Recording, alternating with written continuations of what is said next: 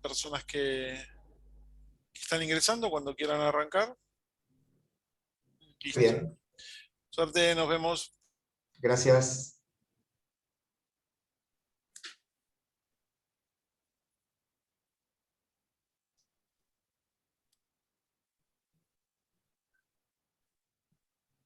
Bueno, vamos a esperar unos minutitos Ok, que vayan ingresando los participantes, ¿no, Carlos? con mucho gusto, sí.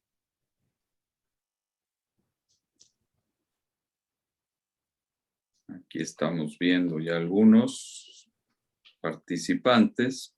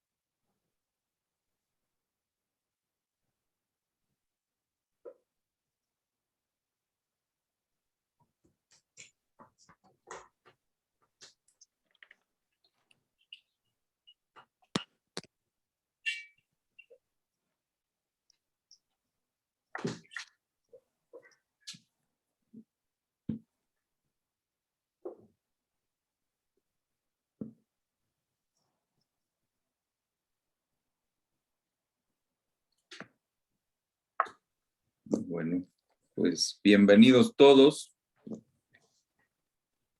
Me presento, soy Carlos Salazar, el presidente de Almer en la gestión 2021-2023. Y nos acompañan el día de hoy el doctor Sergio Papier, el doctor Eduardo Castro y la doctora Martina Carro. En ese orden de aparición se los presento. Y este es el primer encuentro Almer online del año 2022. El día de hoy me toca ser presidente de la mesa y voy a tener el agrado de presentar a mi compañera, la doctora Martina Carro, quien va a ser la que va a dirigir esta sesión. Van a ver ustedes que va a ser una sesión muy, muy interesante y de gran provecho. La doctora Martina Carro es especialista en medicina reproductiva, pertenece al staff médico de CEGIR en Buenos Aires, Argentina, y es integrante del Comité Ejecutivo de Almer. Doctora Martina Carro, le cedo la palabra. Muchas gracias, doctor. Bueno, un gusto de nuevo encontrarnos acá y abrir este año con estas sesiones con Almer y con toda la gente que está del otro lado. El gusto es mío ahora. Voy a presentar al doctor Sergio Papier, que es especialista en medicina reproductiva, que es médico director de CEGIR y que es presidente del Comité Ejecutivo de Almer. Y Sergio nos va a dar una charla que nosotros elegimos como disparadora para después poder compartir con nuestros discutidores y con todos ustedes una serie de preguntas. Gracias, Sergio, y te escuchamos. Muchas gracias, Martina, por la presentación. Gracias, Carlos.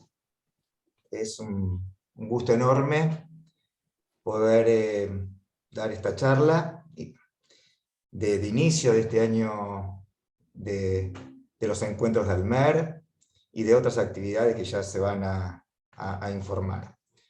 En este caso, un tema que hemos pensado con la comisión directiva y el comité ejecutivo, de cómo darle continuidad a estos ya 2-3 años de trabajo, donde se trató todos los aspectos relacionados al COVID en el primer año, el futuro de la reproducción humana y la reproducción asistida, desde el punto de vista técnico, tecnológico, médico, y esta vez dándole un enfoque más médico y social y holístico de cómo vemos la reproducción humana y la reproducción asistida con el concepto de planificación familiar.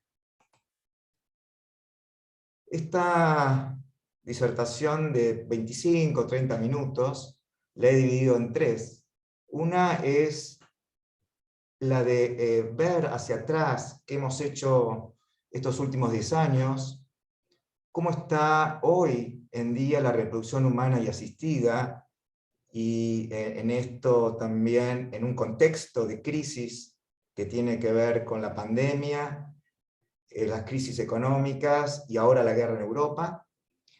Pero para tener una mirada hacia el futuro desde el punto de vista médico y social de la medicina reproductiva y de las técnicas de reproducción asistida a mediano y a largo plazo.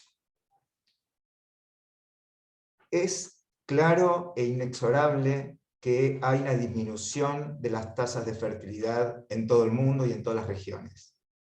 Y básicamente esto tiene que ver con múltiples factores, entre ellos el empoderamiento de las mujeres y su participación en el mercado laboral, el aumento de la prosperidad general, más allá de la crisis actual, todos los aspectos de planificación familiar, el acceso a lo que es la anticoncepción, y esto de alguna manera modificado o adelantado o acelerado a partir de las crisis económicas y ahora la pandemia COVID-19 y la guerra incipiente en Europa. Y fíjense acá que si proyectamos la fertilidad para el año 2100, fíjense que se calcula en todo el mundo que el número de niños nacidos por mujer en edad fértil va a ser de 2 aproximadamente, o en promedio, y que ese número se va a emparejar en las diferentes regiones, independientemente del estatus social o económico. Por otro lado, vemos acá el impacto de las crisis económicas o sanitarias en estas tasas de fertilidad. Fíjense cómo en Estados Unidos disminuye el número de nacidos en ese país a partir de la gran crisis económica del 2008. Y fíjense la proyección de niños nacidos a partir de la pandemia COVID-19. Pero por el otro lado, hay probablemente, se habla de 7, 8 millones, pero yo creo que más de 10 millones de niños nacidos por técnicas de reproducción asistida desde el año 78. Con lo cual, estamos hablando de una disminución de la natalidad, pero un aumento exponencial de niños nacidos por técnicas de reproducción asistida. En estos últimos 10 años también hemos incorporado el concepto de edad reproductiva avanzada, tanto en el hombre como en la mujer. Y de a poco hemos aumentado los límites de edad a partir de la ovodonación. Yo recuerdo cuando arrancamos allá en el año 80 con ovodonación, el límite de edad era 45 años, luego lo extendimos a los 50, y hoy se está hablando de 54 años en pacientes con un buen estado, digamos, médico, biológico. Por otro lado, no hay límite de edad para el hombre, y ahora, bueno, se podría pensar en algún tipo de, digamos, injusticia, ¿no?, de ponerles límites a los hombres, perdón, a las mujeres y no a los hombres. Y por otro lado, la gestación por sustitución hace que al no haber riesgos obstétricos, ya que esa gestación va a ocurrir en una mujer, digamos, controlada y con menos riesgos, hace que tengamos que replantearnos dónde está el límite de edad, sobre todo que además las cuestiones de género cada vez son, entre comillas, menos trascendentes. Eso lo dejo para la discusión posterior. Por otro lado, en estos últimos 10 años, y justamente este año se cumplen 10 años de cuando se estableció que la criopreservación de ovocitos era una técnica validada, y prácticamente estos últimos años también se ha validado la posibilidad de criopreservar tejido ovárico en centros especializados, lo que permite entonces preservar la fertilidad futura. Por otro lado, el crecimiento exponencial de la genética reproductiva a partir de estudios genéticos preconcepcionales para enfermedades recesivas monogénicas, pero también para estudiar variantes asociadas a problemas de infertilidad. Y también, obviamente, el aumento exponencial de los estudios genéticos preimplantatorios, tanto sea por aneuploidías, enfermedades monogénicas, rearreglos estructurales, y ahora también, la posibilidad del estudio de enfermedades poligénicas. Esto hace que estemos ante un desarrollo exponencial de la reproducción asistida y la genética reproductiva, que es uno de las conclusiones que hemos arribado el año pasado en los encuentros de Almer, como otras tecnologías, otras técnicas como ser Skype, que desmonetizó las llamadas internacionales, o el Spotify, por ejemplo, que digitalizó de alguna manera la música. Por eso me animo a decir que que la medicina reproductiva personalizada de precisión ha llegado para instalarse. Probablemente este sea el tema para el año que viene, a partir de todas estas técnicas que nos permite aplicarlas en diferentes etapas reproductivas, tanto en la mujer como el hombre. Y además, un aspecto no menor, que es la tercera P, que es la participación activa de las pacientes, y entiendo yo que estamos en una etapa de transición, donde antes había un modelo vertical de atención médica, y ahora necesitamos de un modelo más horizontal, multidisciplinario, porque con tantas variables, tantos estudios, tantas técnicas, necesitamos de acompañarnos de gentes especialistas en cada una de estos estudios. Y sin duda, esta última década, estos últimos 20 años, se han acelerado los cambios sociales, y cómo las técnicas de reproducción asistida, la medicina reproductiva, fue acompañando a todos estos cambios sociales, a todos estos aspectos de los derechos humanos y los derechos reproductivos. ¿Cómo estamos hoy? Luego de más de 2 años que el COVID-19 fuera declarado una emergencia de salud pública, se han reportado más de 400 millones de casos y más de 6 millones de muertes, un tercio de ellas en Latinoamérica.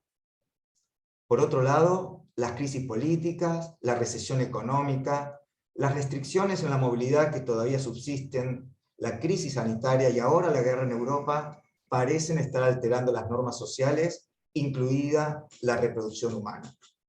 Por lo tanto, tenemos que preguntarnos y debemos plantearnos en esta nueva crisis si esto afectará la fertilidad, la medicina reproductiva a corto o a largo plazo. Ya hay una larga historia de disminución de la fertilidad en tiempos de crisis. Crisis económicas y sanitarias han sido reconocidas como eventos con alto impacto en el comportamiento reproductivo. Durante la gripe española, en 1918-1920, las tasas de fertilidad se desplomaron a niveles muy bajos 6 y a 9 meses después de la pandemia. Por ejemplo, en la Gran Depresión, en los años 30, las consecuencias para la fertilidad a partir de las dificultades económicas y la incertidumbre fueron evidentes, y la tasa total de fertilidad en los Estados Unidos cayó inclusive 5 años después, lo que se llamó los niños de la Gran Depresión. Por ejemplo, luego de la Segunda Guerra Mundial y la recuperación económica, la fertilidad aumentó dramáticamente, con un pico de casi 4 nacimientos por mujer, luego de 10 a 15 años, lo que se denominó el baby boom, obviamente que en un contexto diferente al contexto actual. Por otro lado, la fertilidad, como vimos recién, disminuyó después de la recesión económica en el año 2008 en Estados Unidos y en Europa. Por lo tanto, pero esto no ocurrió en todos los estratos sociales, sino que las respuestas a la reproducción variaron según el sexo, la edad, el número de hijos, la educación y la condición económica, al menos en los Estados Unidos. Fíjense en este cuadro cómo cuando se preguntó el porcentaje de personas que iban a posponer la fertilidad, de esos niveles, estamos hablando de COVID-19, fueron similares a los que, digamos, sucedieron en la época de la recesión del 2008. Y esto fue más evidente en la población negra, hispánica, en la población no heterosexual y también mucho mayor en la población con menos ingresos económicos. Y fíjense que en esta encuesta del Johns Hopkins, usuarias de Facebook, donde preguntaron, bueno, si por el tema del COVID iban a postergar o no el embarazo, fíjense que hubo de todo tipo de respuestas, aquellas que decidieron posponer el embarazo, aquellas que no cambiaban su decisión, pero estaban con miedo de hacerlo, y otro grupo de pacientes que probablemente represente a los pacientes infértiles que hacen tratamientos de reproducción asistida, donde la situación del COVID hizo reafirmar su decisión de buscar un embarazo, sobre todo aquellas mujeres cercanas a los 40 años, es decir, con edad reproductiva avanzada.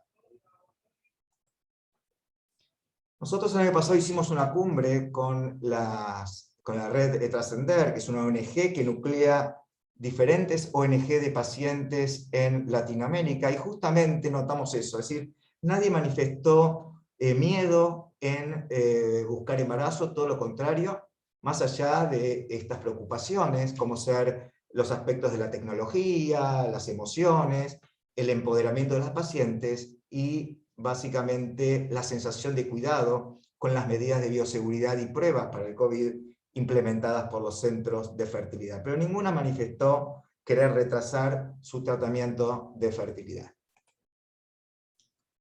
De hecho, por ejemplo, en este trabajo australiano, ellos mencionan escenarios posibles desde un 15 a un 25% de descenso de la tasa, digamos, de fertilidad, y una recuperación recién para el año 2032, pero siempre con niveles de descenso continuos de la fertilidad.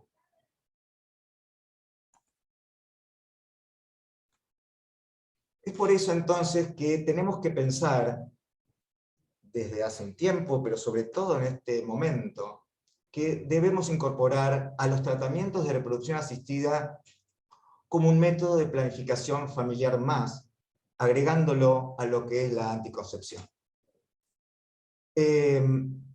Fíjense que, bueno, lo que comentamos recién, las decisiones personales para retrasar la maternidad en tiempos de crisis son históricas. En muchos casos, estas disminuciones de la fertilidad fueron seguidas de repuntes. Y en cuanto a las técnicas de reproducción asistida, nos tenemos que preguntar cómo nos afectará. En realidad, en función a lo que manifesté anteriormente, entiendo yo que las posibilidades de un nuevo baby boom debido a esta nueva crisis son poco probables. La disminución inexorablemente va a llegar, inclusive se va a acelerar, pero es muy probable que tengamos un baby boom asistido, porque manejamos un grupo de pacientes donde tienen la necesidad de realizar un tratamiento. Necesidad que yo entiendo se va a trasladar a la sociedad y a los estados. Con lo cual entiendo que es una oportunidad de trabajar y entender a las técnicas de reproducción asistida, como dije anteriormente, como método de planificación familiar. De hecho, se estima que en los próximos años se realizarán 2.4 millones de procedimientos y nacerán más de 500.000 niños por año. Y se estima que para el año 2100 el 3% de la población mundial será el resultado de tratamientos de reproducción asistida, donde hoy países con alto acceso ya tienen un 5 a un 10% de niños nacidos por tratamientos de reproducción asistida.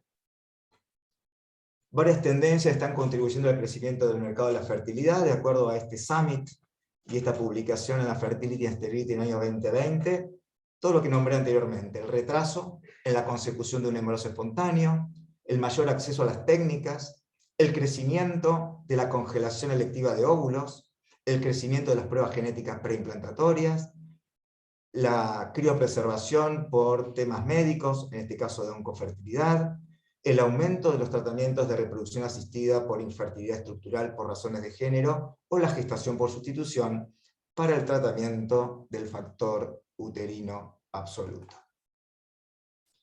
Y fíjense que además de esto, hay cambios profundos en las indicaciones de los tratamientos de reproducción asistida. La transición hoy es mucho más rápida para usar los tratamientos. De hecho, es raro los pacientes de ahora que esperen un año, como dice la definición, para empezar con los estudios. Hoy nos están consultando a los 3 meses, a los 6 meses, y estoy seguro, en todo caso lo discutimos después, que ninguno le dice, bueno, esperá 6 meses y volvés, sino que ya de alguna manera iniciamos a hacer algunos estudios, pero bueno, sabemos que, como vamos a manifestar más adelante, el tratamiento prácticamente de primera elección es la alta complejidad, con lo cual, bueno, hay que encontrar un equilibrio en estas cuestiones. Pero fíjense que la transición es mucho más rápida para usar los tratamientos de reproducción asistida después de menos ciclos de inducción de la ovulación, inclusive primera opción. Mientras que en el pasado, el diagnóstico de infertilidad de 12 meses era esencial para comenzar el tratamiento.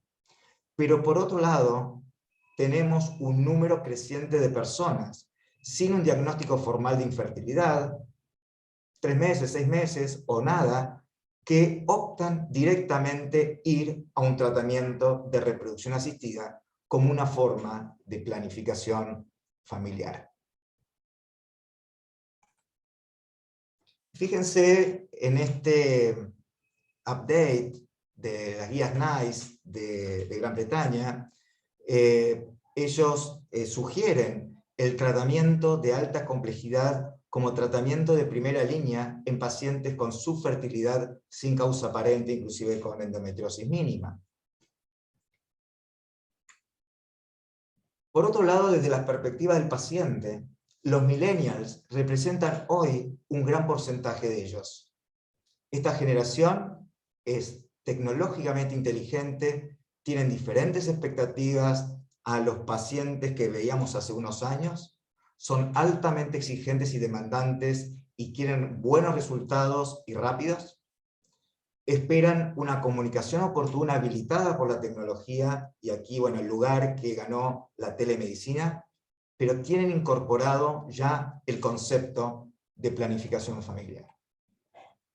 Nosotros en un summit del año pasado, entre médicos de la región, nos juntamos para pensar los desafíos planteados por el futuro de la medicina reproductiva y de las técnicas de reproducción asistida, como así también las tecnologías que transformarán la forma en que hacemos nuestro trabajo, y con un coach que nos ayudó a pensar de manera exponencial. Básicamente pensamos, bueno, cómo iban a ser las técnicas en 10 años, pero desde el punto de vista más que nada técnico, tecnológico, y bueno, se mencionó la posibilidad de estudios y monitoreos remotos, o la utilización de inteligencia artificial que defina y personalice los protocolos de estimulación ovárica, o la selección de embriones en el laboratorio, y por qué no, la robótica que pudiese operar en los casos de la aspiración ovocitaria, inclusive en las transferencias embrionarias. Y eso trajo algunas preocupaciones por parte de los médicos latinoamericanos, es decir, con respecto a la relación médico-paciente, si dejaremos de pensar como médicos, el médico esclavo de la tecnología, es decir, todas cuestiones manifestadas por los que nos reunimos en aquel summit, el costo de la tecnología y sin duda los aspectos sociales, éticos, regulatorios, y cómo formarnos y adaptarnos a estos cambios.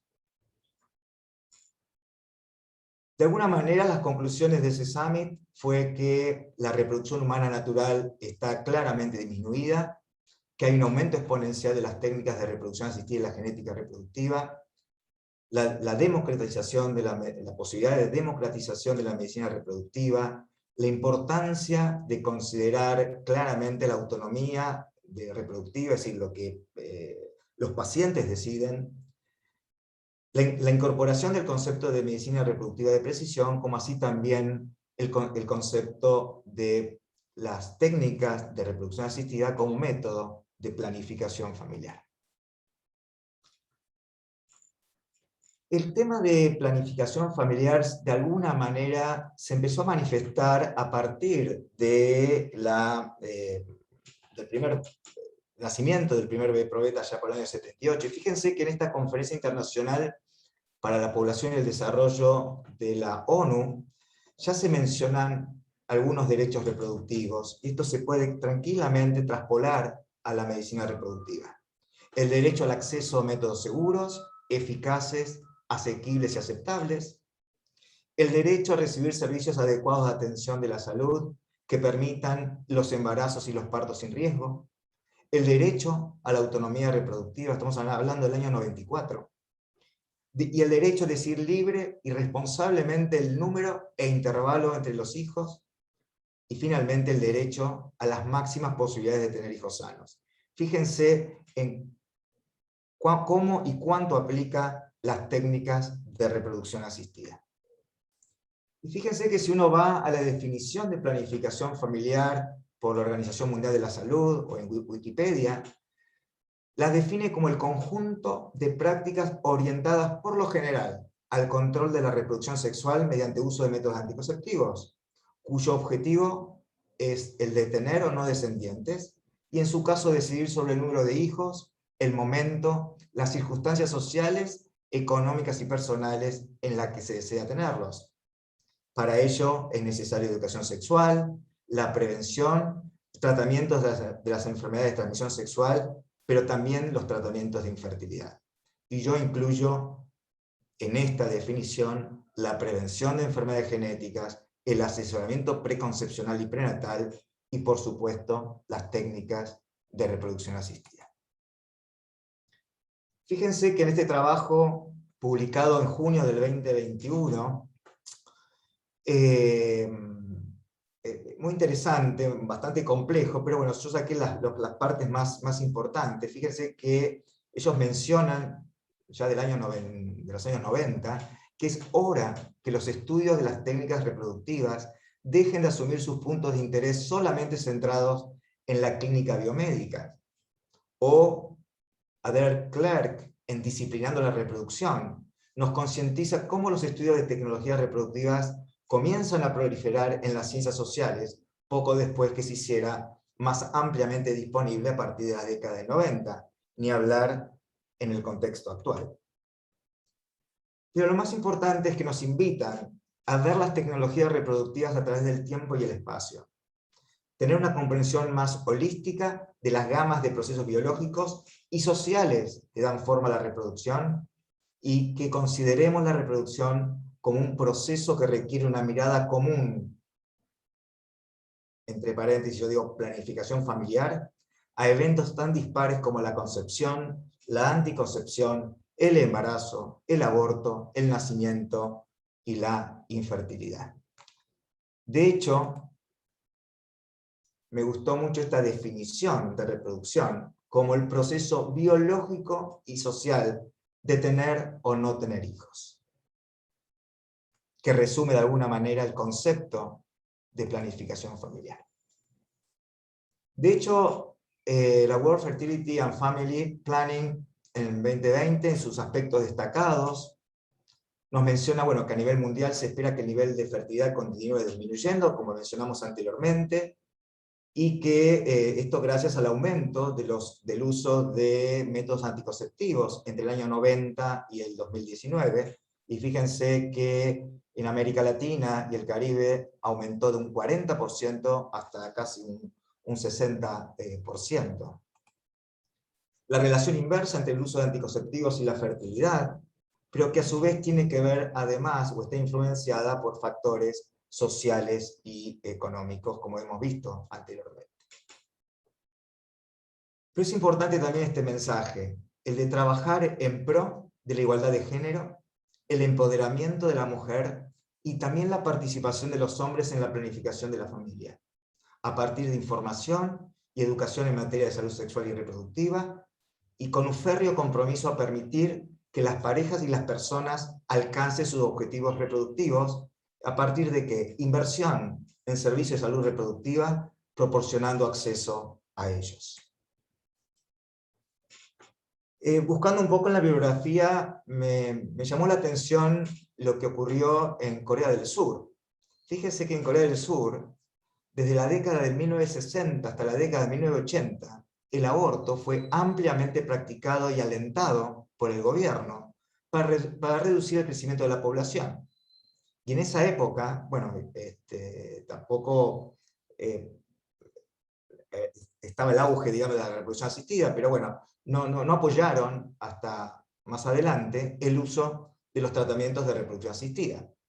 Sin embargo, fíjense, cuando la tasa total de fertilidad alcanzó 1.08 en el 2005, el gobierno hizo todo lo contrario.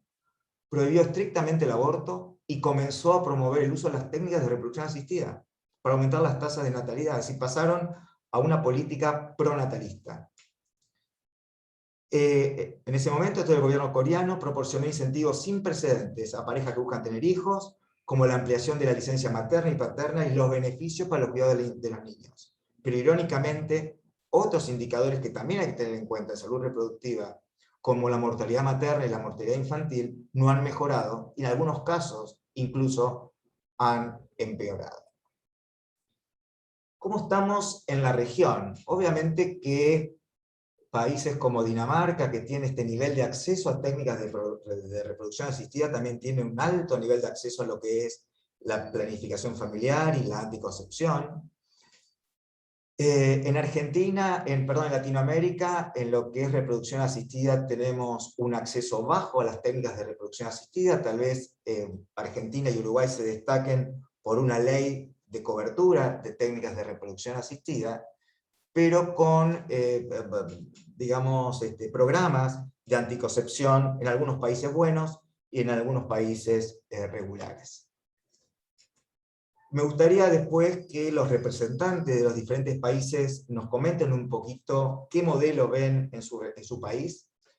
De Argentina podemos decir que tenemos buenos niveles de acceso a las técnicas de reproducción asistida y a la planificación familiar, digo, en la anticoncepción, en la población que tiene cobertura.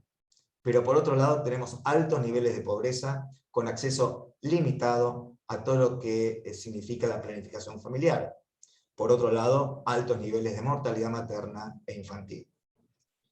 Probablemente Chile, esto es histórico, tiene muy buenos modelos de anticoncepción, pero con bajo acceso a las técnicas de reproducción asistida, y tal vez Uruguay represente el modelo más equilibrado de planificación familiar, que también coincide con, digamos, un país donde no hay grandes distorsiones políticas y jurídicas. Me gustaría también conocer otros modelos.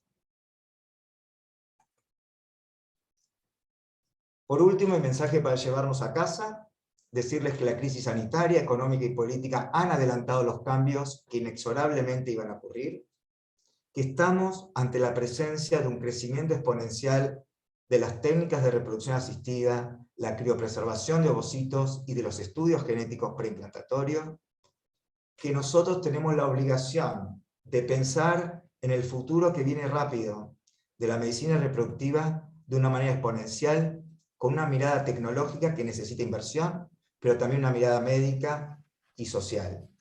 Y proponerles incorporar a las técnicas de reproducción asistida como un método más en la planificación familiar. Muchísimas gracias. Bueno, muchas gracias, Sergio. Excelente la presentación. Voy a presentar ahora a nuestros discutidores, y mientras te escuchaba, pensaba qué bueno de nuestra parte, los que trabajamos en reproducción, cómo se nos amplió, por un lado, el público que requiere las técnicas, que es un poco lo que vos decías, ¿no? No solamente es la pareja heterosexual, sino que hoy tenemos, se ampliaron las indicaciones, se ampliaron las edades, se ampliaron con respecto al género, y por otro lado, lo bueno es que nosotros tenemos más cosas para ofrecer a los pacientes, y eso hace que claramente tengamos cada vez bueno, más trabajo y más posibilidad de mejorar en todo esto. Bueno, tengo el gusto de presentar ahora a nuestros dos discutidores, al doctor Marcelo Barrionuevo. Marcelo es especialista en medicina reproductiva, formado en la Universidad del Sur de la Florida en Tampa. Es socio fundador de la Asociación Latinoamericana de Medicina Reproductiva, ALMER, y es presidente en su práctica diaria privada de IVF Florida. Un gusto, Marcelo, tenerte con nosotros. Y también voy a presentar al doctor Eduardo Castro Valderrama, que es médico ginecólogo de la Universidad de Rosario, de Bogotá, que es jefe de la sección de Medicina Reproductiva de la Fundación Santa Fe de Bogotá y es director médico de Reprotec, el Centro de Fertilidad de Bogotá. Desde Almer nos encanta tenerlos acá, un gusto, y queremos escuchar un poco sus opiniones con respecto a la charla del doctor Papier. Eduardo, te cedo la palabra para que abras la discusión o comentario. Muchas gracias de todos modos por tenerlos y un gusto escucharlos y verlos a todos. Perdón. Bueno, me parece extremadamente interesante y me parece un campo tremendamente extenso. Uno puede hablar desde lo que se adentró Sergio en lo geopolítico y lo que significa la reducción de la población, que uno puede puntualizar que va a llegar a un pico en Argentina en el 2062, pero para sus vecinos chilenos en el 2046, para Colombia en el 2052. Y para entender el significado, hay 23 países que para el año 2100 van a tener menos del 50% de la población actual que tienen. 183 de los 195 países analizados por Fawcett en una publicación en Lancet del año pasado van a ver disminuida su población. Desde allí hasta los aspectos meramente personales que son tremendamente interesantes. ¿Por qué hay cada vez menos hijos? ¿Es que la gente no quiere tenerlos? Bueno, uno puede mencionar encuestas como la publicada en Human Reproduction, en la cual encuestaron estudiantes universitarios en el Reino Unido. Vieron que solamente el 7.5% de ellos no deseaban tener hijos. Sin embargo, el 75% de las mujeres y el 95% de los hombres no tenían una idea clara del impacto que la edad podía tener en el pronóstico reproductivo. Y sin ir más lejos, tenemos encuesta Gallup en los Estados Unidos que muestra que el 96% de las parejas desean tener hijos y el 42% de las parejas en los Estados Unidos todavía piensan que 3 o más hijos es la familia ideal. ¿Por qué entonces cada vez hay menos hijos? Bueno, básicamente lo que tenemos que tener en cuenta es que especialmente el comportamiento de la mujer ha cambiado en los últimos 50 años. Los únicos países en esos estudios que van a tener un incremento en su población son los del África subsahariana y los países del área árabe, que son los países donde los derechos en general de la mujer no son particularmente consagrados y especialmente los derechos reproductivos no son muy importantes desde el punto de vista social para ellos. Yo creo que hay una cantidad de cosas que uno puede explorar, como el hecho de que la infertilidad no es hoy día, según la Organización Mundial para la Salud, una patología de pareja, sino que es una patología de individuo. Y eso lleva a que cualquier individuo que no pueda conseguir pareja pueda reclamar a su sociedad para tener hijos. Representa que todas las parejas homosexuales o los homosexuales sin pareja pueden decirse si somos sujeto de derecho en la sociedad, y desde luego lo son, también tenemos el derecho a tener una familia. Los transgénero, la proporción de personas que están en el proceso de conversión y desean guardar sus espermatozoides o sus óvulos para tener hijos posteriormente es enorme. Pero existe una gran diferencia entre esos derechos consagrados en un papel y lo que la sociedad puede ofrecerle, especialmente en una región como la nuestra, a las personas. Yo creo que hay mucho para discutir y muy interesante, pero no, por supuesto no quiero alargarme más. Marcelo.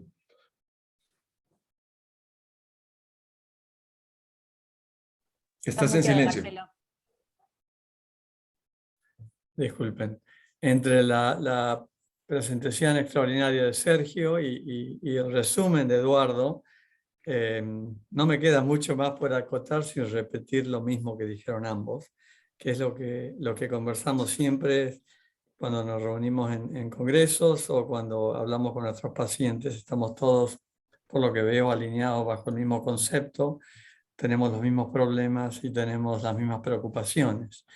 Es cierto lo que dicen ambos de lo que pasa en todas partes del mundo, lo que pasa con las crisis, los países subdesarrollados donde realmente el índice de contracepción es muy bajo, van a seguir teniendo más hijos y por otro lado los países más desarrollados donde hay más control en lo económico, en lo social y demás, el índice de embarazo por mujer está bajando en forma drástica. Hoy en día se tiene en cuenta que es entre cada 5 años uno puede evaluar cómo van cambiando las chances de que una mujer tenga un hijo por primera vez a determinada edad, y solía ser a los 30 años, a los 33 años, y ahora en términos generales cuando uno mira Suiza, Finlandia, Sudamérica, Estados Unidos, todos los países, estamos moviéndonos cerca de los 37 años en términos generales. Si a eso le agregamos lo que vinieron explicando ambos de las crisis, tanto las guerras como la pandemia, por ejemplo, las técnicas de reproducción asistida van a jugar un rol muy importante, porque desgraciadamente las pacientes van a estar más añosas y a pesar de que es un problema de pareja, el factor limitante está casi siempre dado por la cantidad de calidad de ovocitos. Creo que lo que estamos haciendo nosotros en nuestra sociedad y con nuestra especialidad es de suma importancia para poder ayudar a todas estas parejas o individuos que quieran concebir y que cada vez se hace más fácil. Eduardo, mencionaste también algo respecto a la misconcepción que existe entre los pacientes, donde creen que el número de hijos por familia normal es de 3, o creen que ir al médico cuando no se puedan embarazar va a ser igual que si lo hubiesen tratado 5 o 10 años antes. Entonces está en nosotros en seguir educando no solamente a nuestros colegas, pero también a la comunidad en general, para que estas técnicas de reproducción asistida nos puedan ayudar a todos a lograr el objetivo que tienen nuestros pacientes y nosotros mismos.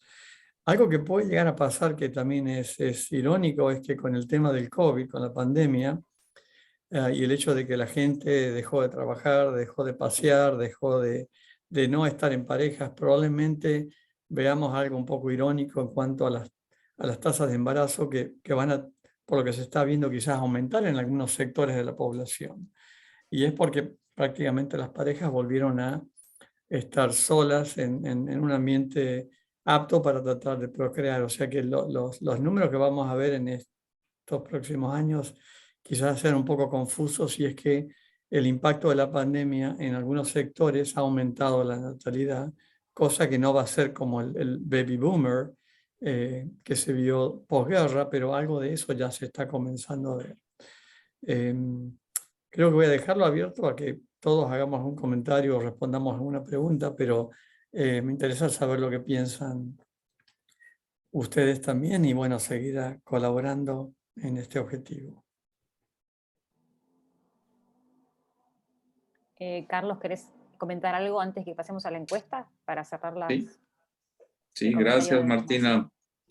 Totalmente de acuerdo con tanto los discutidores como con Sergio. Todo esto es muy importante tomarlo en cuenta porque se mezcla no solamente la indicación médica, sino la parte social y la presión social que en un momento dado las pacientes o las parejas, como ya se comentó,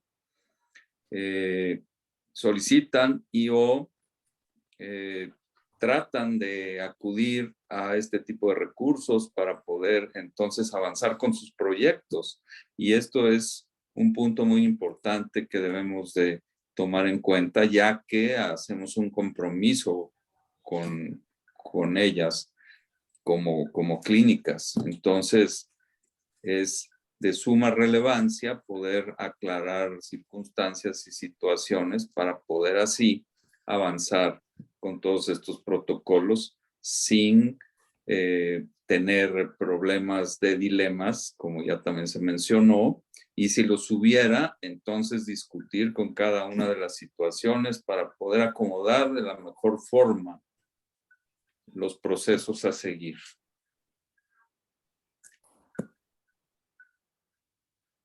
Perfecto. Bueno, ¿les parece que hagamos una pequeña encuesta que tenemos preparada para que el público forme parte también de nuestra discusión? Claro. A ver si la podemos subir a la pantalla. Son 3 preguntas. La primera es si considera que la definición de infertilidad debería ser revisada en cuanto a los 12 meses de espera para el diagnóstico, y esperamos que toda la gente que esté del otro lado responda también.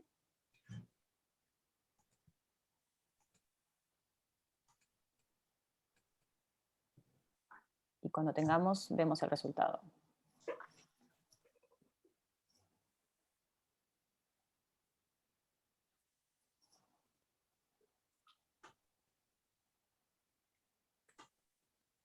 Bueno, el 57% pensó que sí, el 43% dijo que no. Ahora podemos después, las leo las tres y después si quieren discutimos cada una de estas respuestas. Pero es bastante Martina, interesante. toma nota, es muy Sí, interesante. Muy. bastante interesante este 57% que nos dice a las sociedades que revisemos este concepto, ¿no? La número 2, si en su práctica diaria el porcentaje de tratamientos de alta complejidad que realiza de manera electiva en sus pacientes, bueno, es del 0 al 20, del 20 al 40, 40 a 60, 60 a 80 u 80 a 100%, ¿no? ¿Qué porcentaje de tratamientos de alta complejidad realizamos de manera electiva en los pacientes? Vamos a ver qué dice nuestro público, que vi que hay médicos, hay biólogos, hay psicólogos también.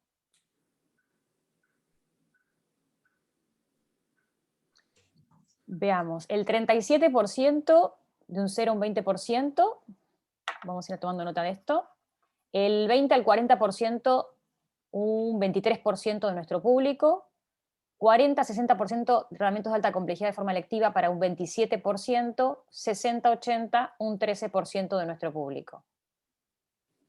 Bien. Martina, nada más que por curiosidad, ¿tratamientos electivos? ¿A qué apuntaba la pregunta? ¿Pacientes que no tienen infertilidad y uno los trata con técnica de reproducción asistida? No, sí, en realidad, sí, que a través no tengo una definición estricta para alta complejidad y proponemos, o el paciente requiere ese tipo de tratamiento, ¿no? ¿Y la ovodonación también está incluida en ese tratamiento o no? Podríamos, tal vez no lo aclaramos, pero podríamos dejarlo como para la discusión para después. Okay. Y la tercera pregunta es, en su práctica diaria, ¿qué porcentaje de tratamiento realizamos PGT o diagnóstico genético preimplantacional de manera electiva? Acá me encantaría saber qué opina nuestro público. Los porcentajes son los mismos, cada 20% de 0 a 100. Esto creo que nos va a sorprender bastante. ¿O no? ¿O no? ¿O no?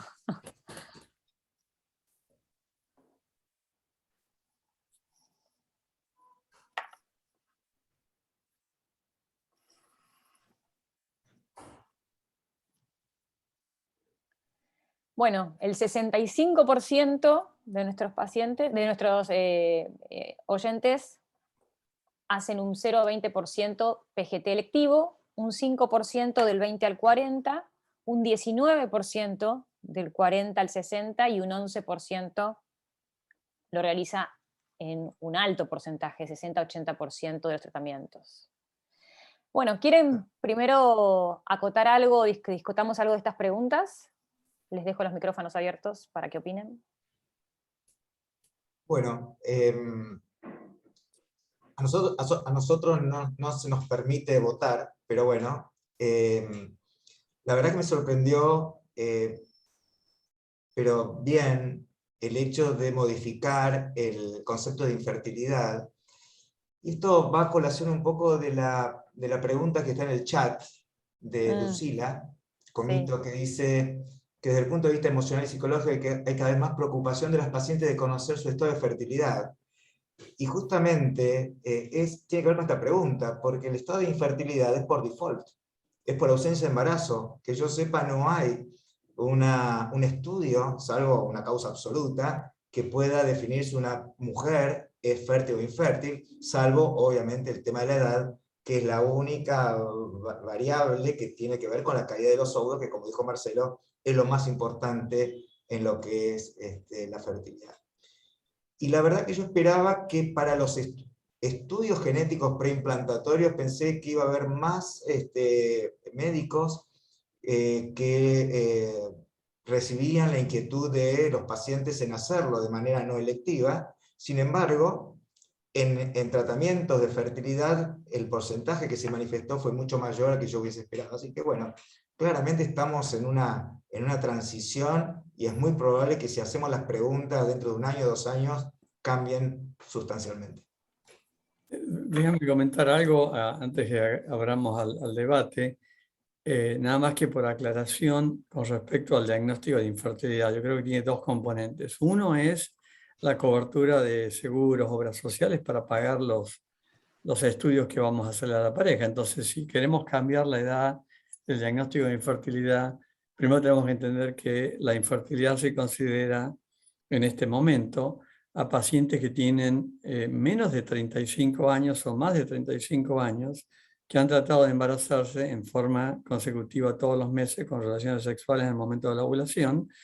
Pero aparte no tenemos que olvidar de que, bueno, si tienen más de 35 años se esperan 6 meses, si tienen menos de 35 años se puede esperar un año, pero esto es bajo el concepto de que la mujer tiene ciclos regulares ovulatorios, sin infecciones pélvicas, sin cirugías pélvicas o abdominales previas, sin patología médica que pueda afectar la ovulación, como problemas de tiroides, prolactina y otros problemas médicos también asociados.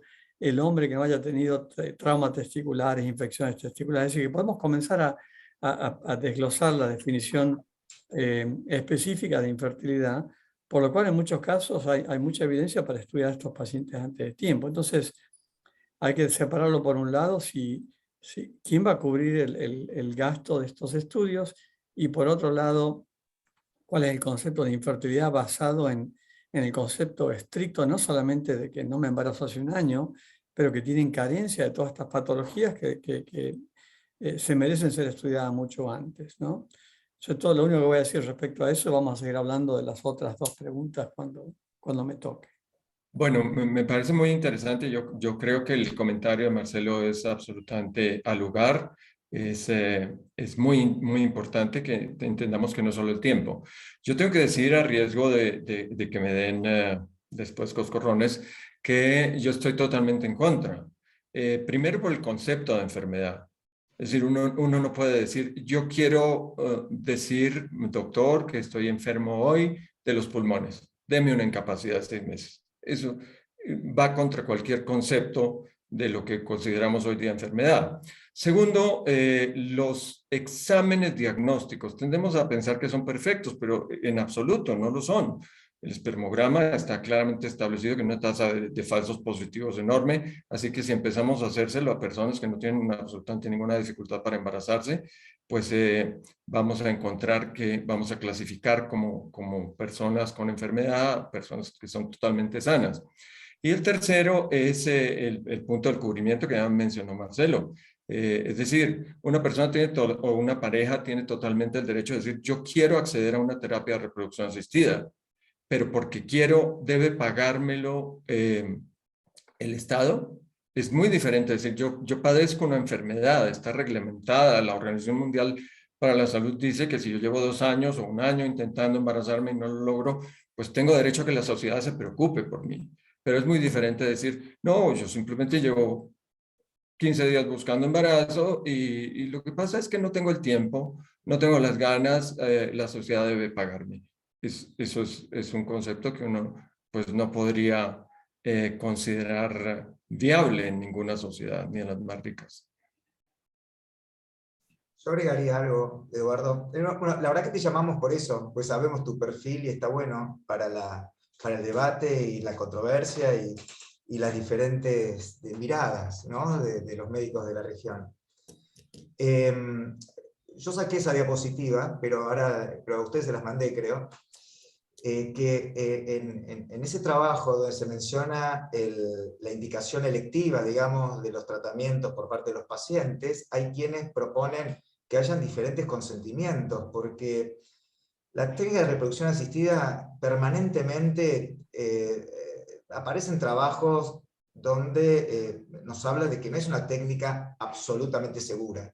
En realidad la reproducción humana natural tampoco lo es, no solamente la asistida, pero bueno, si lo van a hacer de forma asistida, una cosa es hacerlo cuando hay como dice Eduardo, una enfermedad, una indicación de un tratamiento, y otra cosa cuando yo elijo, con lo cual en ese trabajo ellos sugieren o preguntan si no tendrían que haber fórmulas de consentimientos diferentes en el caso que sea electiva o en el caso que sea por un problema de infertilidad, ¿no?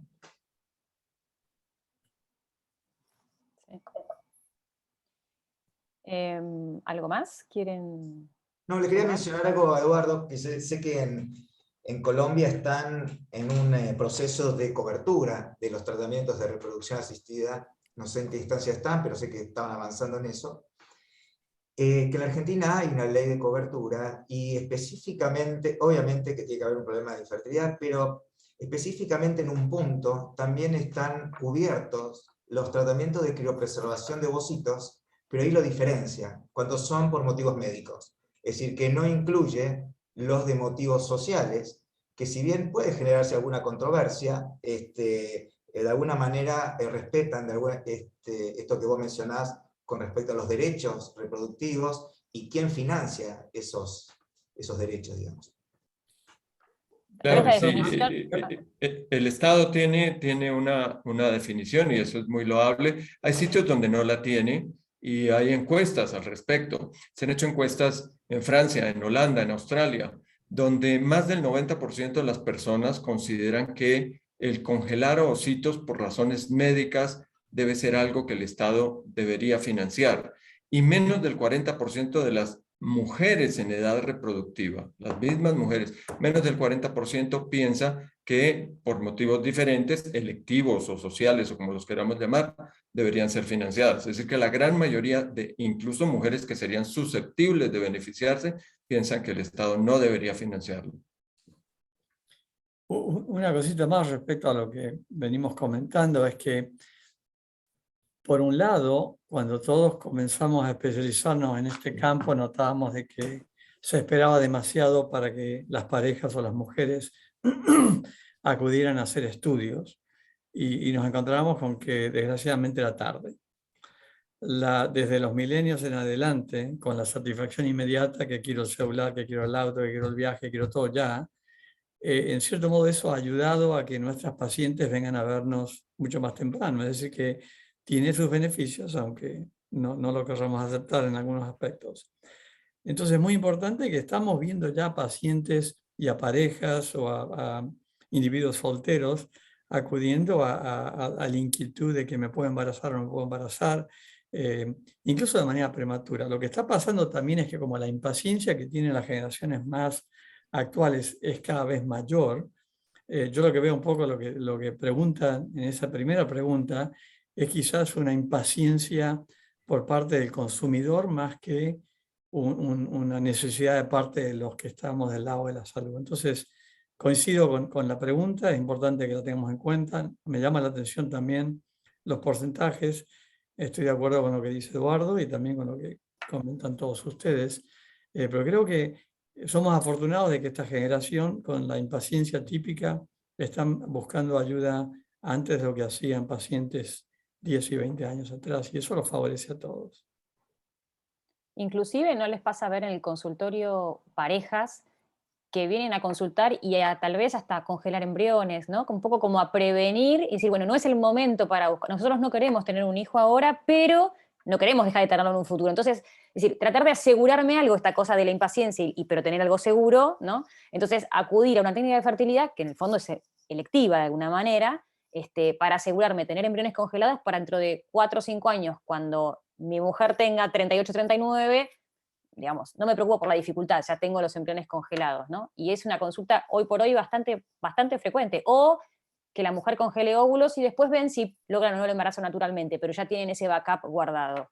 Sí, lo que menciona Eduardo, y que había mencionado ya anteriormente, de recursos, es lo que para mí es el punto clave en este tipo de acciones proactivas que tienen nuestras pacientes y nosotros mismos. Y la pregunta es, ¿quién cubre el gasto en estos tratamientos electivos y en los tratamientos médicamente indicados? Y eso es un punto que en cada país y en cada estado, y en cada ciudad y en cada sociedad no tiene una respuesta universal. Entonces, si el costo no es un problema ni para la pareja ni para la sociedad, sí, todo es más fácil. Pero tenemos que alocar los recursos de acuerdo a las necesidades de la sociedad que estamos tratando. Y ahí es donde se complica con estas actitudes muy proactivas que son excelentes. Pero ¿quién paga por los tratamientos? Pero tal vez el corte es ese, es cuando la indicación es médica y alguien debería, ¿no? Como diría la definición, ayudar o hacerse cargo, y cuando es selectivo, tal vez tendría que correr de parte del paciente. Y los pacientes que no lo pueden costear, como ocurre en todos los países, que es otro grupo que está prácticamente ignorado desde el punto de vista educativo, desde el punto de vista de acceso, cómo llegamos a ellos y cómo ayudamos a esos pacientes de muy bajos recursos, en donde jamás van a ser tenidos en cuenta. Claro, claro, porque es cierto lo que ustedes mencionan. Hay parejas que vienen porque, bueno, yo quiero prevenir, pero el problema son las asimetrías. Esa es una parte de la población. ¿Y cuál es la otra parte? Porque lo que menciona Sergio es extremadamente interesante. La reproducción asistida puede participar en lo que llamaríamos planificación familiar, la decisión sobre el número de hijos y las condiciones que deben ser ideales desde el punto de vista económico, social y personal. Pero ahí es donde están los baches, ¿no? El bache desde el punto de vista económico. Es difícil verlo así en un mundo en el cual, aún en países ricos, en Europa, en los Estados Unidos, cada vez hay más personas que permanecen en casa de sus padres en sus 20 y a veces hasta en sus 30. ¿Ellos van a poder costear un tratamiento? No. Entonces, desde el punto de vista económico, difícil. Desde el punto de vista personal, la cantidad de estudios sobre cómo las personas buscan otras cosas en su vida y cuando se acuerdan de tener hijos es un poco tarde. La edad como factor, pues desde el punto de vista personal, la reproducción asistida no estaría ayudando mucho por el declive en las tasas de éxito con la edad. Y desde el punto de vista social, desde el punto de vista social, claro que hay muchos países donde la reproducción asistida está cubierta, pero en muchos de esos países hay listas de espera tan grandes que generan que las personas vayan a otras partes del mundo a hacer sus tratamientos o que acudan a los servicios privados teniendo que pagar de su bolsillo. Es decir que hay mucho por hacer para que la reproducción asistida llegue realmente a servir como planificación familiar.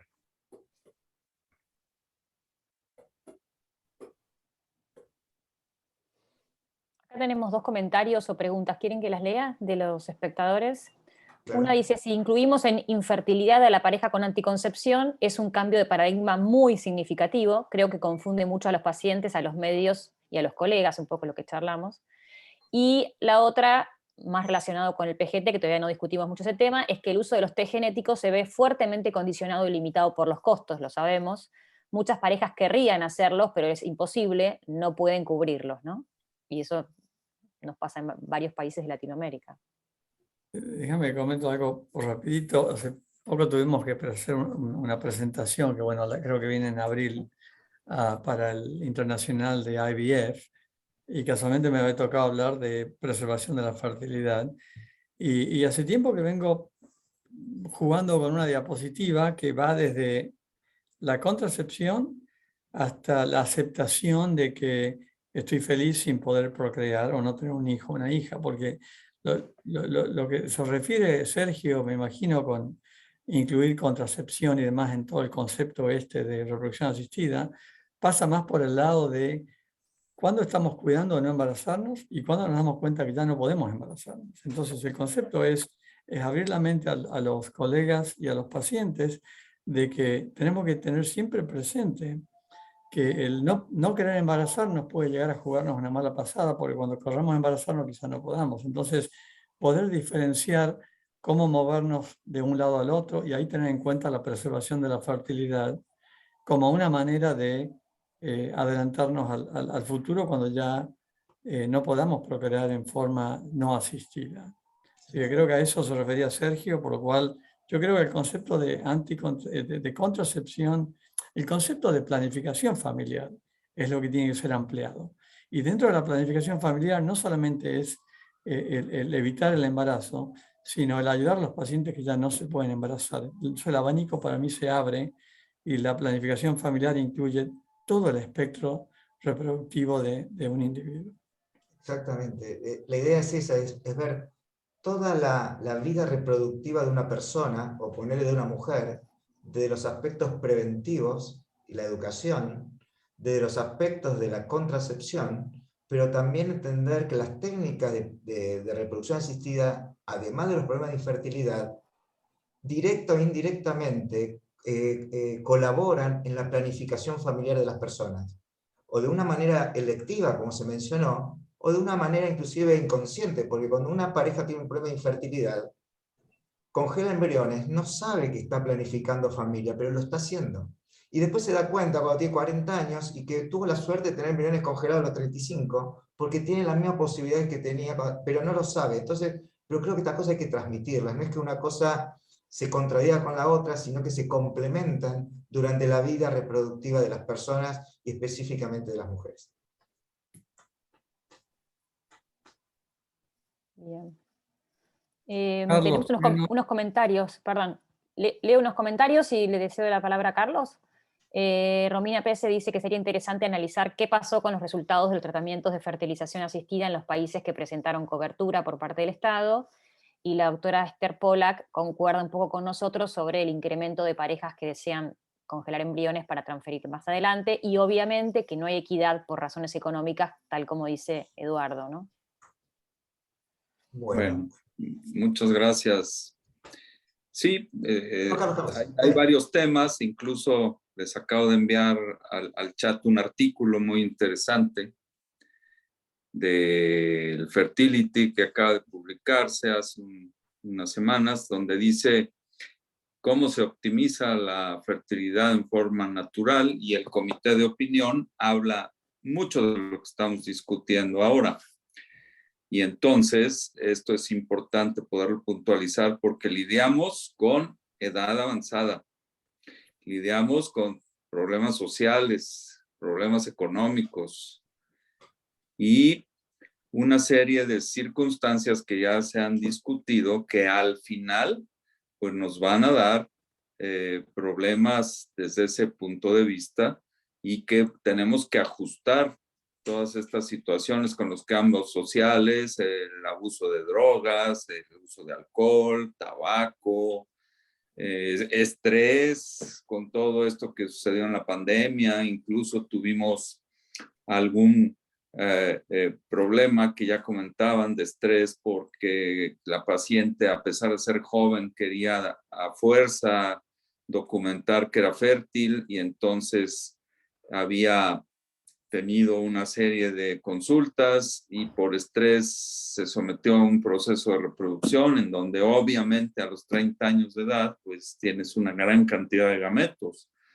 pero ella no quería reconocer la espera y así por el estilo, y seguramente ustedes tienen ejemplos muy similares, y o viceversa, mujeres en edad ya muy avanzada en donde forzosamente quieren utilizar sus propios gametos y que nos va a llevar a un fracaso precisamente por una reserva ovárica ya muy comprometida. Entonces, esto es importante poderlo discutir con las parejas para poder tener esa aproximación de diagnóstico y manejo y de ubicación en la situación de cada una de ellas. Y bueno, pues concuerdo con todos ustedes. Sí, no quiero dejar de no contestarle a Romina la pregunta, porque tal vez estaría bueno que Marcelo también conteste el panorama en Estados Unidos, pero al menos en Argentina el problema es el desfinanciamiento. Es decir, cuando, no es que el Estado lo cubre, sino que el Estado obliga a los financiadores a cubrir los tratamientos, que es diferente, no es gratis, no lo paga el Estado. De hecho, no hay reproducción asistida pública en Argentina, sino que solamente el segmento de las obras sociales, prepagas, etc. Pero ¿qué pasa? Se deja en manos de los financiadores de poner el valor, y esto hace obviamente que se desfinancie el sector. Y lo que pasa es que, a diferencia de otras especialidades médicas, la baja en la calidad producto de esta desfinanciación significa un impacto en los resultados, con lo cual acá claramente las tasas de embarazo van disminuyendo. Yo tenía esa diapositiva para mostrar, pero la verdad que esto da para hablar 2-3 horas más o menos del tema. No me quise meter en eso, pero bueno, contestando la pregunta, las tasas de embarazo en la Argentina han disminuido. Somos el país donde tal vez tenemos menos transferencia en estadio blastocito. Esto tiene que ver con la calidad, pero también tiene que ver con el grupo de pacientes que entran a la cobertura, es decir, son pacientes que tal vez tienen otro perfil a los pacientes de buen nivel socioeconómico, bien alimentados, etcétera, etcétera, la edad. Entonces, bueno, tiene que ver con muchas cosas, pero entre ellas la de financiación. Con lo cual, es importante, como dije, darle acceso, pero inversión a la salud reproductiva para que sea un real acceso, porque no es el acceso a un tratamiento, sino el acceso a tener un hijo sano en casa. Bueno, hay dos preguntas sobre las que pienso que hemos comentado más bien poco, la del diagnóstico genético y la de los tratamientos de alta complejidad. No sé, yo pienso que es un poco confuso lo del diagnóstico genético en términos de cuál diagnóstico genético. ¿Estamos hablando solamente de detección de aneuploidías o estamos hablando de enfermedades monogénicas? Si estamos hablando de enfermedades monogénicas, vamos a hacer ¿qué tipo de test para portadores? 150, 200, 300 enfermedades. Y si encontramos que alguna persona es portadora, vamos a hacerle siempre un PGTM. ¿Quién va a financiar nuevamente esos costos? Que son absolutamente enormes. Estamos convirtiendo personas que tienen una posibilidad de 1 en 50.000 de tener una enfermedad en pacientes. ¿Está eso bien? No diría que esté bien o que esté mal, pero desde el punto de vista de sociología, desde el punto de vista de psicología, lo que significa para esas personas entenderse como personas enfermas, tiene muchos bemoles. Es algo que uno tendría que considerar muy cuidadosamente. Estoy completamente de acuerdo, Eduardo, con lo que dices.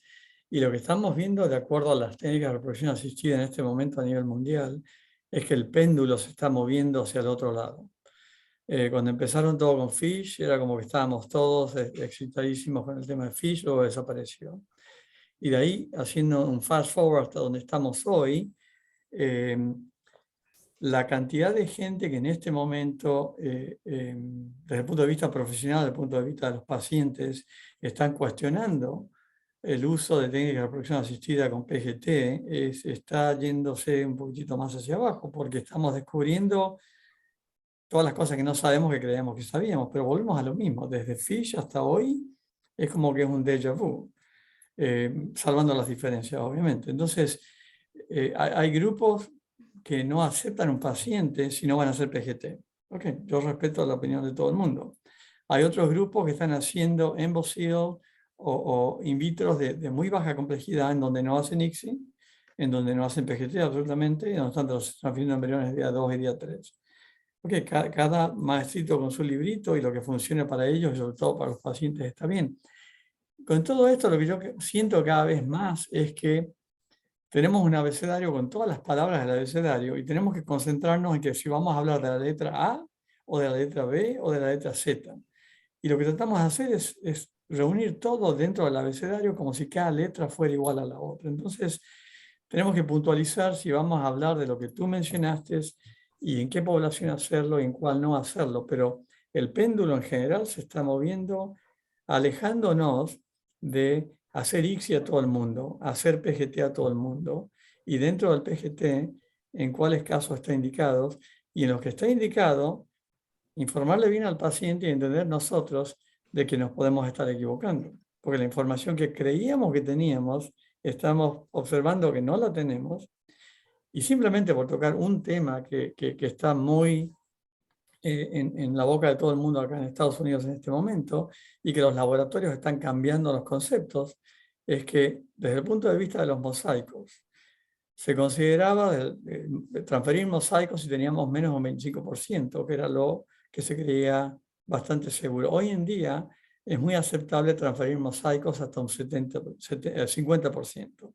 Entonces están definiéndolos como lo mosaico o mosaicos altos, menos de 50 o más del 50%, que es un salto del 25 al 50. Pero esto es temporal. Dentro de poco vamos a hacer 75, es decir que esto da para una semana de discusiones y con expertos de cada uno de los temas. Pero definitivamente el péndulo se está moviendo y se está tratando de hacer menos de lo que se venía haciendo hace 1 o 2 años, y tiene sentido porque no hay una sola técnica o un solo tratamiento. Cada vez nos damos más cuenta de que sabemos menos de lo que creíamos que sabemos, y tenemos que tener cuidado con lo que estamos haciendo porque en vez de ayudar podemos estar perjudicando a mucha gente.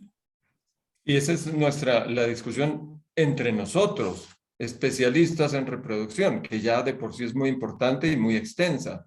Pero luego hay algo que Sergio mencionó en una de sus diapositivas y que es fundamental. Hasta ahora nosotros nos vemos como un gueto, hablamos entre nosotros, pero ¿qué piensa la sociedad de nosotros? ¿Qué dicen los antropólogos? ¿Qué dicen los sociólogos? ¿Qué dicen los psicólogos sobre lo que representa para la sociedad lo que nosotros hacemos? Esa es otra discusión y es tremendamente interesante. ¿No? Y se suma otra, la autonomía reproductiva. ¿Quién mueve el péndulo?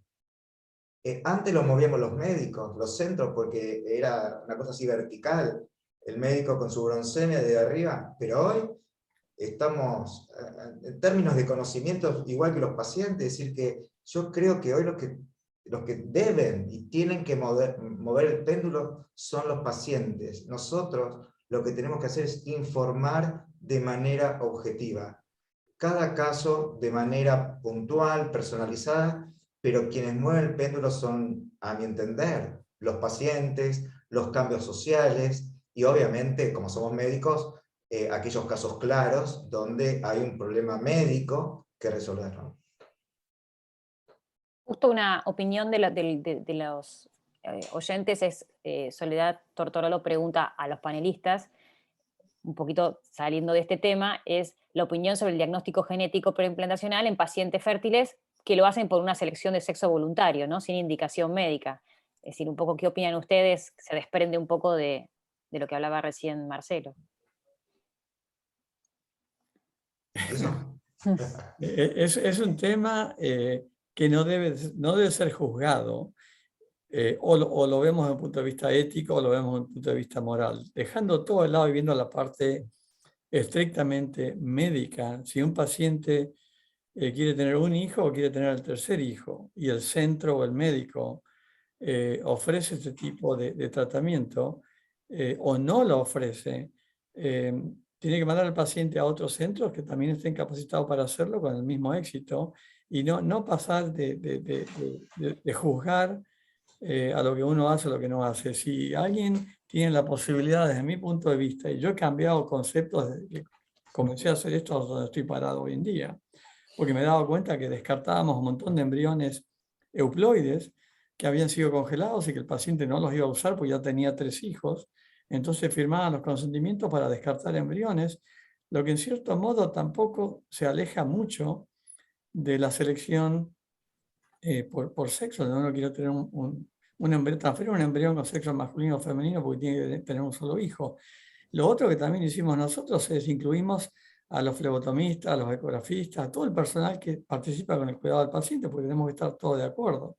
Y si no estábamos todos de acuerdo, no podíamos ofrecer el servicio. Entonces, la única técnica hoy en día que sí existe, acercándose hasta donde uno más pueda, a transferir un embrión con el sexo deseado por esa pareja o esa paciente, es un PGT con euploidía mirando el cromosoma sexual. Si el centro lo ofrece, que el paciente lo haga. Si el centro no lo ofrece, que no se haga, pero que no se cuestionen si es algo correcto o incorrecto, porque ya estamos pasando a otro terreno que va mucho más allá de lo que estamos tratando de hacer hoy. Sí, hay un rango muy amplio de posibilidades. Yo me entrené en Alemania, ya es estrictamente prohibido. Y ahora vivo en Colombia, donde pues quien tiene cómo hacerlo lo hace.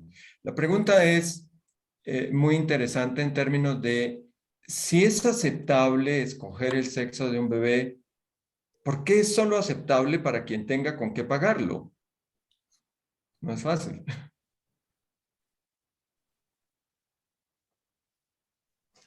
Bueno, yo en lo personal creo, a ver, hay 2 circunstancias. Aquella pareja que tiene una indicación de PGTA, obviamente se estudian todos los cromosomas, inclusive los sexuales, y yo ahí no tengo dudas que el paciente, que es el titular de los embriones, no nosotros, tiene el derecho a tener toda la información genética de ese embrión y decidir qué hacer con esos embriones, como vos bien dijiste, Marcelo.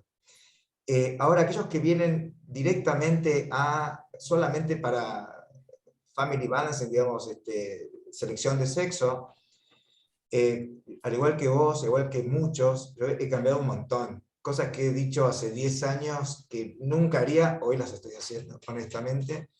Y yo hoy respeto mucho la autonomía de los pacientes. Creo que no somos nadie nosotros, el Estado sí puede regularlo, pero si no hay regulación, creo que nosotros no tenemos ese derecho de decidir esas cuestiones, y si tenemos una objeción de conciencia que debe ser institucional, no personal, la derivamos a otro médico o la derivamos a otro centro.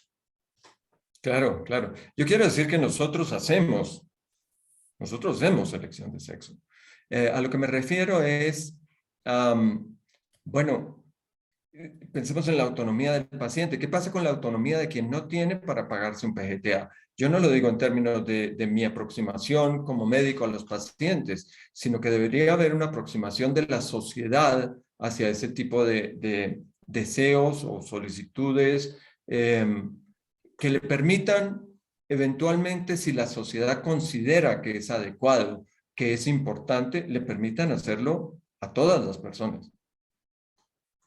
Ahí donde los gobiernos que tienen cobertura de su población ponen estas regulaciones, en donde en sitios donde cualquiera tiene acceso, muchos de los países no te quieren dar la información para que uno no lo haga. El país decide, el Congreso, el Senado, de que es un tratamiento que lo van a pagar, pero no para seleccionar el sexo, por ejemplo. Entonces tenemos que respetar todas las instituciones y también tenemos que respetar lo que desea el paciente y quien está pagando. O sea, que volvemos, creo que estamos dando vuelta sobre los mismos temas, estamos todos de acuerdo, podemos coincidir más o menos en algunos tópicos, pero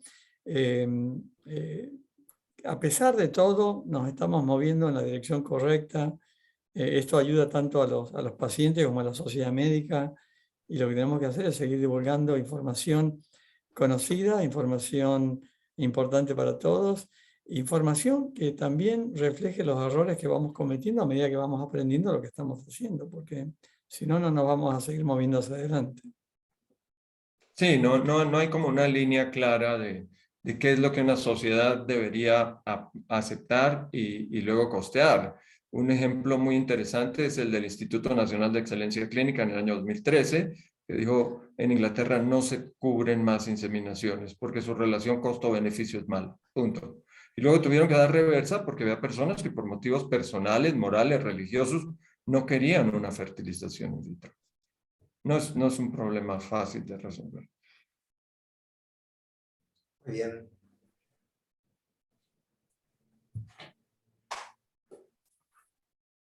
¿Qué sigue, Carlos. Martina?